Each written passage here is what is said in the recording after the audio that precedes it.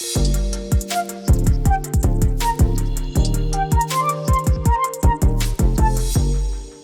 really don't want to be that guy that gets the worst gift for Christmas to somebody. It's Rob and Lizz in the morning. His radio Harlan is in for Liz this week. I don't know if you've ever got one of those gifts that are just like, I don't want that. Sometimes I feel like I give that gift, especially at the White Elephant parties that they have, during the Christmas season. Those are supposed to be silly and fun, though. But I always get the silliest that doesn't apply to anything that I do. But that's okay there. What's not okay is when your family members or good friends give you that gift that says, I've thought nothing about this, or you, in general.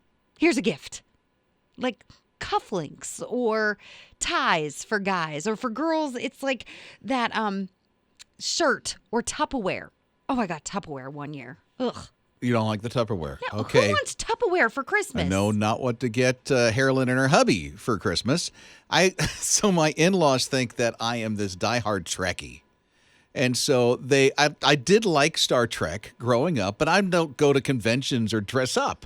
I thought you meant somebody that trekked up the thing. No, I don't even know what that is. Star Trek, the TV show and the movies, okay? I was like, you do like to hike. She thinks I'm going up the stands at the football stadiums. No. So here's the thing. They got me an ornament one year, and I said, oh, this is great, thanks. For 15 years after that, every year I got an ornament for Christmas that it was a Star Trek ornament from like Hallmark or whatever the store they got it from. Yeah, they did that on purpose because they believed that you liked it because you told them thank you. So then do you, instead of that, do you say, actually, I didn't like that at all. I guess they figured out the way that I started to respond, and now it's money in a card. And that which is I a like beautiful a lot thing. Better. Seriously. Scott got this great gift from a friend one year. Totally. So if you know me, and if you don't know me, you'll know pretty soon that I'm a big Georgia Bulldogs fan. Oh. And did you know that, Rob? And a number of years ago, a friend gave me a T-shirt, a Tennessee Vol T-shirt, which is like one of our biggest rivals. And she was a Tennessee fan, obviously. And I said, well, thank you. And quickly decided that would be prime regift material. No, you didn't. You're listening to Rob and Liz in the morning. His radio. Rally's with us this morning at 800-447-7234. Thinking about the gifts that were unique. I don't want to call them worst gifts. Mm-hmm. They're worst. So, Raleigh, what are your thoughts? Well, my grandma, God love her, she had this weird obsession with the thrift store. I don't know if it was the strokes or if she was always that way, but she would just pick out the most random, weird, ugly items for Christmas. And we had this ongoing joke growing up that they were the foster gifts. Now that she's passed, I miss them. I miss them so much, and I miss her. And the other day I was going through the thrift store to get some stuff for a church event. And I was thinking, how fun would it be to give my mom, which is her daughter, a foster gift? You're listening to Rob and Liz in the morning. His radio. So you got the state fairs that are going on and all these different combinations of fried food, everything. They even have fried pickles, believe it or not. Oh, fried pickles are everywhere. No. The pickle pizza. Oh. There's a pickled pizza? Yes, and everybody was eating it. It looks really so good. I don't know if you've heard of this, but now there is pickled cornbread or muffin, cupcake. No, it's a pickled cupcake. Mm-hmm. A pickled cupcake, believe it or not. So there's like the cream cheese on top, garnished with dill pickles, or the little small ones. What do you call those little small round ones that you put on top? Pickles? Yeah, but there's a name for them. There's more than just pickle. Ninja, chips. do Pickled you know? Chips? That's it, pickled chips. Yeah. See, thank you. The cut of the pickle. Yeah, okay, pickled chips. Okay, a dill pickled chip. Yes. And then they have an injector for the juice, and they inject the juice inside this into the cupcake. This sounds like something Scott would like. Yeah, I like pickles and just about everything that involves pickles. And I think this would be great to wash down with something I had at a festival not long ago. It was pickle lemonade. So they mixed the lemonade with the pickle juice. Really? Put real pickles in it. And I liked it. Really? But it's better ice cold. If it starts getting warm, not so much.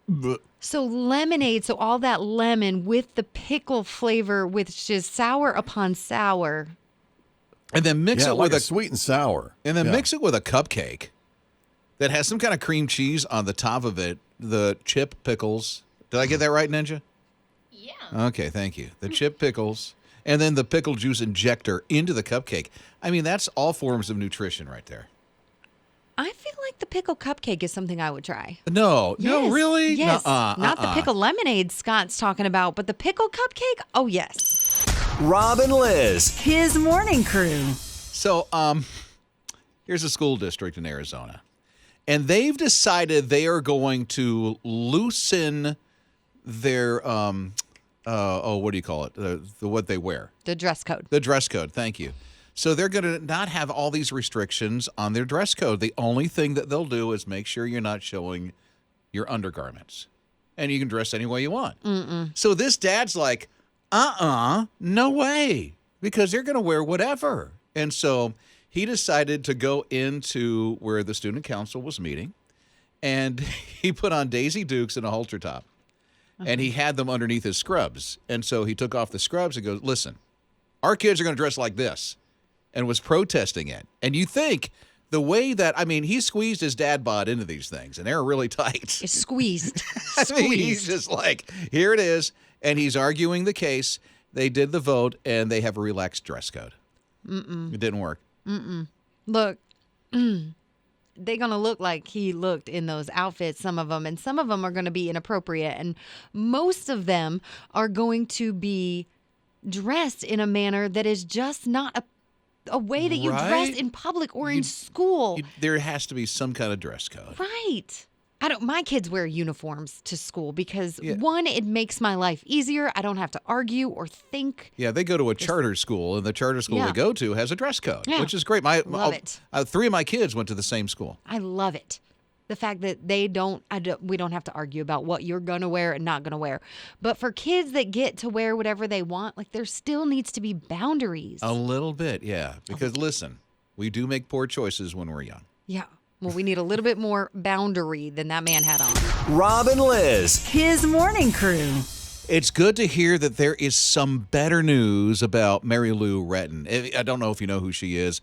Back in the mid-'80s, gymnast.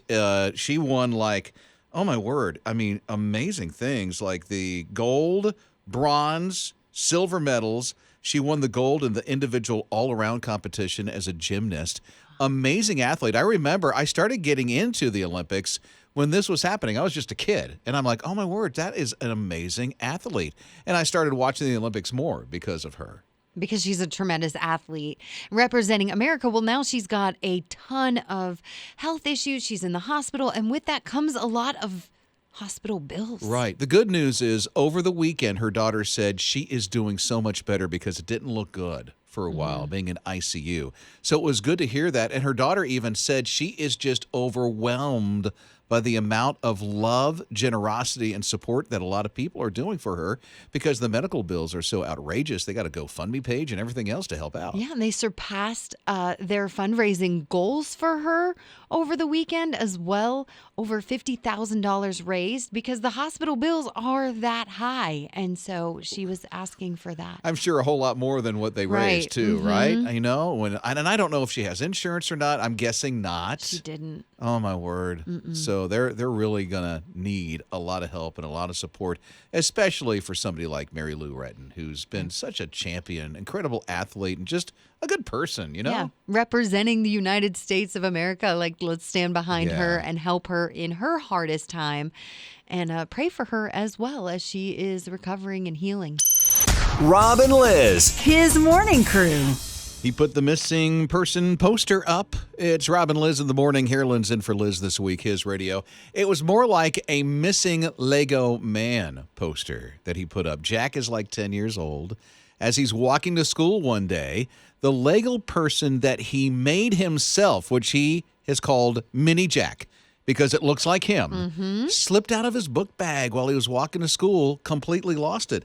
And he was just so heartbroken that he made, and I love this, a little poster out of loose leaf paper, all the lines out and everything, literally drew a box, drew what really looks like a little Lego man and described what he was wearing, exactly what he was wearing, from the dark green pants to the Hawaiian shirt, the color of his hair, the color of his eyes. It's very special to me, he writes on this poster. And then he gives it a reward, which is $2.50 to anybody who finds it, which is probably all that he has in his piggy bank, $2.50. He hangs it in the neighborhood. His mom is so touched, she takes a picture of it and posts it on her Facebook page. And the little girl, we'll call her the hero, that found it, came home with it and said, Mama, I found this. And she had recognized it from Facebook. Her mama did. And so she reached out to Mini Jack's owner's mom, and they connected and got Mr. Nice? Mini Jack back to Jack. So If now I he understand has this his right, Lego. too, the little girl used to walk to school with Jack. And so they knew each other at one point. They used to go to the same school, yeah. And so when she found it, she was like, it looks like Jack. Probably not. A But little mini Jack. she did find it, and it did get back to him. So he was able to reunite with little Jack. And she got her $2.50 reward. Rob and Lizz. His morning crew. This bear knows what it wants. Yeah, this bear goes into a gas station, goes straight for the gummy bears, and then goes back out. It's like it had a purpose. It knew exactly where the gummy bears were, took them, and left. I mean, gummy bears are good. I don't see why he Right? wouldn't. But, I mean, he did pass over the chocolate and the sunflower seeds. I know. And the snacks. You would think the bear would have went hog wild in the store, but no, it just went, grabbed some gummy bears, and left all on security cameras, so you can see it all over your feeds, which is just crazy, and walks in very calmly. And here's the thing. I don't know if the dude who was behind the counter even caught that the bear was in there. It was like at the very end, he sees the bear leave, and that's about it. But the bear just calmly walks in, goes right to the gummy bears, walks right back out. As you watch the video, you can see that he is definitely not paying any attention behind the counter, and No. that the bear's Oblivious. just "Oop-a-doop-a-doop-a-doop-a-doop." But he walks in and gets exactly what he wants, which is really crazy to me because, again, if I had free range at a gas station, I'd be getting a whole lot more than gummy bears. Yeah, you should see her at Buc-ee's. Rob and Lizz. His morning crew. So here's Stevie. He's got a beautiful dog. It's a golden retriever hit by a motorcycle after its stay at the veterinarian. The bill was $13,000. Yeah, they didn't even know. Marisol had no idea how much it was going to be Isn't that until it crazy? happened. 6 days in the ICU, and the dog is doing much better. But man, what a heartbreak. I know, right? And then 13 grand. Where is that coming from? So the neighborhood kids heard about this and they decided, let's help out Stevie. They got a lemonade stand together, so they're selling lemonade and cookies and candy and all this other stuff. Raised $400 and gave it to Stevie and said, hopefully this will help the veterinarian bill you have. She said she just cried because the kids tried so hard. And in the grand scheme of things, $400, $13,000, but the heart behind that $400 Right? was the most generous gift that those children could give this sweet woman. And that the kids in the community cared about her and wanted to do something for that dog. Yeah. What an impact she must be making in that community. Rob and Lizz. His morning crew. So Ben & Jerry's is doing this plant-based ice cream. They've been doing it for some time now, Have but they're they? switching up the ingredients a little bit. What are they using? Broccoli? Not quite. So they went from using almond milk and now they're moving to the oat milk because oat milk is just a smoother, richer texture. And so it's helping, and it's nut free then, so they can actually widen their plant-based audience, which is already a smaller audience. So it's widening that smaller Because it's a audience. nut. Yes. 'cause I you- get it. you can't- Allergies and stuff. Yeah. Okay, well, that makes sense. My wife got oat milk creamer for coffee. Mm-hmm. She didn't like it. I thought it was okay. Yeah. I mean, it's all a texture thing. It's a flavor thing. I prefer almond milk, but I mean, oat milk is richer. So Well, that's what we drink in our house is almond milk. Mm-hmm. I've never tried an ice cream made out of almonds. And we've got the oat milk thing for creamer, so I'm thinking maybe the ice cream oat milk thing might be okay. Oat milk in your coffee is delicious. It makes it thicker and creamier. So if you're getting that latte or something and you make it with oat milk, it's going to froth better. It's going to be better. So I'm imagining that starting your day off with this Ben & Jerry's ice cream is just going to make your day smoother and a little more delicious. Rob and Lizz. His morning crew.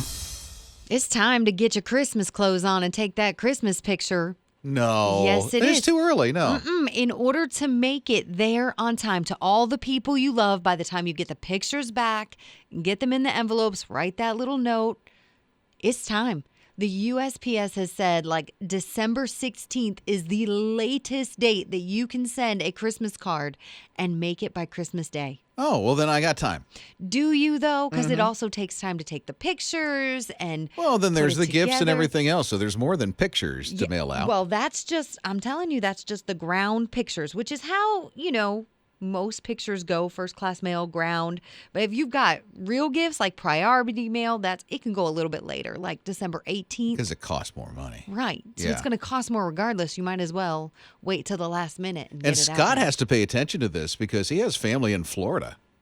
Yep. In fact, I was having a conversation with my neighbor in my driveway last night. We were talking about this, and we realized that it's not going to be too long before Thanksgiving is here, Christmas, and then my head was spinning like, when do I have to get those packages in the mail for Christmas? So this is good to know. Listen, once it hits November, time just starts going fast speed for the rest of the year. Yeah. It's like you blink and it's done and you're putting away the Christmas decorations. Yeah, I don't want to put them away. I haven't even gotten them out yet. I don't want to think like this. You don't need to get them out now. Oh, I have friends that already have. What? They have their whole Christmas setup up. The tree, the lights, everything? Yes, everything. Do they know what the date is? I don't think they care. Rob and Lizz. His morning crew. Look, I know this is controversial and I have the unpopular opinion, but I love Black Friday shopping. So what's unpopular about that? That I like to start on Thanksgiving Day. Oh, you're one of them. I am. Uh-huh. I am. So after we get done eating, like 6, 7, 8 o'clock at the latest, I like to be in line. I like to go. I like to be where the sales are. And I like to go from like 8 p.m. all the way through On the next day. Thanksgiving night.